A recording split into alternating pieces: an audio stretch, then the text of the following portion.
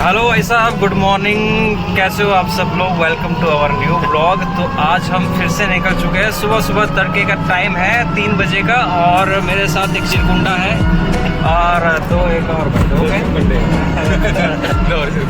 तो अभी हम हैं फिलहाल झारखंड में, और हम जा रहे हैं एक बहुत ही प्रसिद्ध देवनगरी भोलेनाथ की, जो कि है देवघर वैद्यनाथ, जहाँ पर ज्योतिर्लिंग है। तो अभी आपको दिखाते हैं आगे का रूट और आगे का जो भी होने वाली एक्टिविटीज़ है सारी से आपको अवगत करवाएंगे। तो बने रहिए इस वीडियो में एंड तक। भाई साहब, अभी हम टोटो की हेल्प से जा रहे हैं रेलवे स्टेशन की तरफ। अभी हम हैं धनबाद स्टेशन पर, और हमारी ट्रेन जो है वो 15 मिनट रह गए हैं। बस हम लेट हो चुके हैं। देखते हैं ट्रेन मिलती है नहीं मिलती है, पैदल ही ना जाना पड़े। ये भाई साहब जो है यही लेके जा रहे हैं हमें। तो भाई साहब अभी हम पहुँच गए हैं धनबाद रेलवे स्टेशन। तो अभी हमारी ट्रेन जो है वो आधा घंटा लेट है। ट्रेन आ चुकी है।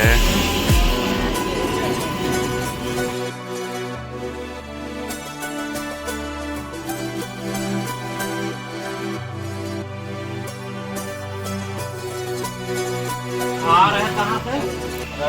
इधर देखो भाई।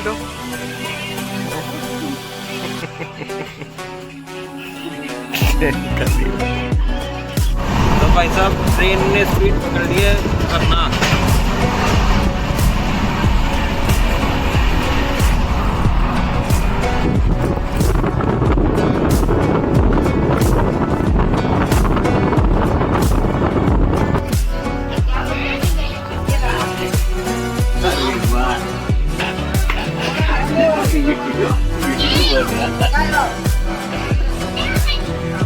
रात सुबह 5 बजे की ट्रेन में बैठे, इनको बोला सो जाओ।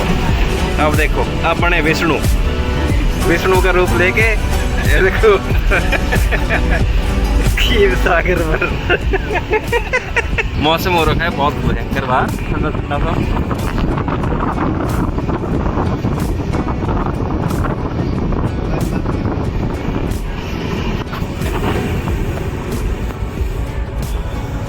ये कौन से देवता है आप कमेंट में बताओ।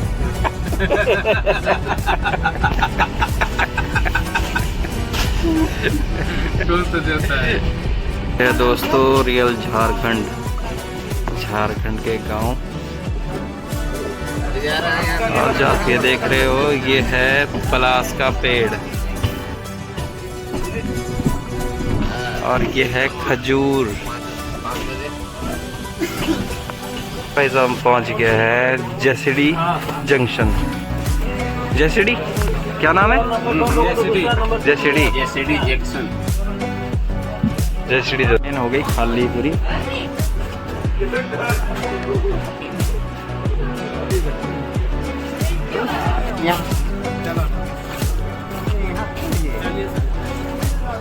चलो इससे फुटओवर ब्रिज से हमें जाना है उधर।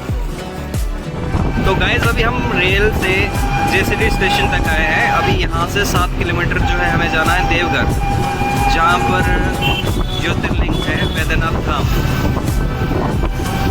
ये देखिए देवघर 6 किलोमीटर रहता है यहाँ से। तो दोस्तों आखिरकार हम पहुँच चुके हैं देवघर, जो कि है बाबा वैद्यनाथ धाम। यह 12 पवित्र ज्योतिर्लिंग में से एक माना जाता है।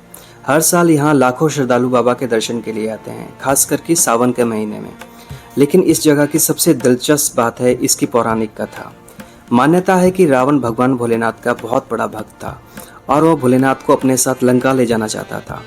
उसकी कठोर तपस्या से प्रसन्न होकर भोलेनाथ ने उसे एक शिवलिंग दिया, और शर्त रखी कि रास्ते में इसे कहीं भी जमीन पर नहीं रखना। अगर एक बार भी शिवलिंग जमीन पर रखा गया तो वह वहीं स्थापित हो जाएगा। रावण शिवलिंग लेकर लंका की ओर निकल पड़ा, लेकिन देवघर के पास उसे लघुशंका के लिए रुकना पड़ा। उसने शिवलिंग एक ग्वाले को पकड़ाया और कहा कि इसे जमीन पर बिल्कुल मत रखना। मान्यता है कि वह ग्वाला वास्तव में भगवान गणेश थे, जिन्होंने लीला रचकर शिवलिंग को लंका जाने से रोक दिया। कहा जाता है कि लघुशंका के बाद रावण को शुद्धि के लिए जल नहीं मिला, तो उसने अपने मुक्के से जमीन पर प्रहार किया, जिससे यहाँ एक पवित्र कुंड प्रकट हुआ। आज उसे शिवगंगा के नाम से जाना जाता है। जब रावण वापस लौटा तो उसने देखा कि शिवलिंग जमीन पर रखा हुआ है। उसने उसे उठाने की बहुत कोशिश की, लेकिन शिवलिंग अपनी जगह से जरा सा भी ना हिली, बल्कि मान्यता है कि वह और ज़्यादा धरती में धंस गई। तभी से यह स्थान को बाबा वैद्यनाथ के नाम से पूजा जाता है। तो चलिए दोस्तों, सबसे पहले चलते हैं उसी पवित्र शिव गंगा कुंड की ओर। यहाँ स्नान करने के बाद हम बाबा वैद्यनाथ के दर्शन करेंगे। जो पानी का वाटर लेवल है वो अभी 27 फीट पे है। तो मिल जाएगा। तो भाई साहब हमने ले लिया है और हमारे भक्तजन पूरा फुल ऑन रेडी है। ये पीछे वाला भक्त थोड़ा सा ढीला है, जिसको खींचना पड़ता है साथ में।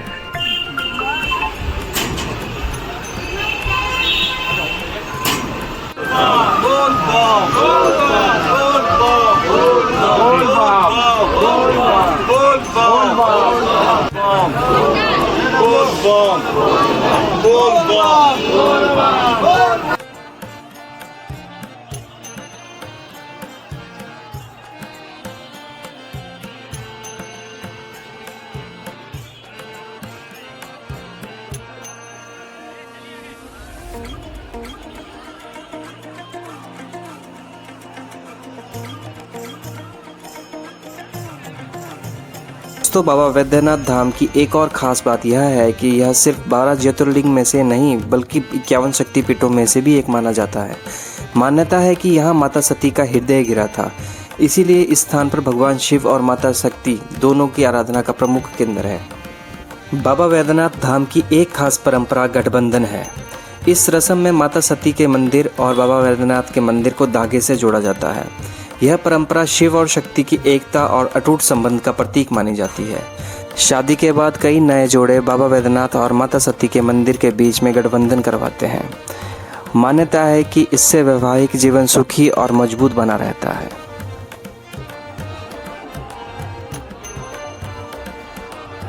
भाई साहब 10 बजे से हम लाइन में खड़े हैं, दोपहर के 1:30 बज गए हैं और जो ताजे ताजे फ्रेश फूल लिए थे खिले उनके हालात बढ़िया हो गए, खत्म हो चुके हैं।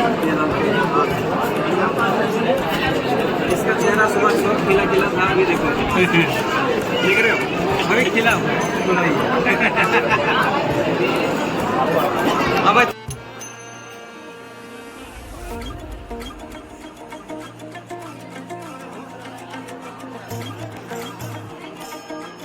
भाई साहब 4 बज गए, 4 बजने को है भाई, ये लास्ट पंक्ति है। इसके बाद फिर हम वहाँ से टाइम से उठ के जाएंगे। ये जो छत है इसके ऊपर भी सेम इस तरह से हमने जिगजैग होते हुए पूरा कवर किया है। अभी नीचे भी ऐसे कवर किया है।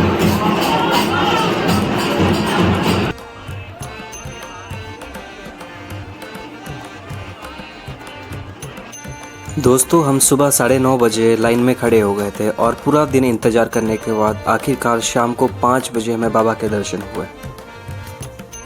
तो दोस्तों, हमारी बाबा वैद्यनाथ धाम की यात्रा यहाँ ख़त्म होती है। अगर आपको यह वीडियो पसंद आई तो लाइक, शेयर और चैनल को सब्सक्राइब करना ना भूलिएगा। मिलते हैं अगले व्लॉग में किसी नई जर्नी के साथ। तब तक के लिए हर हर महादेव।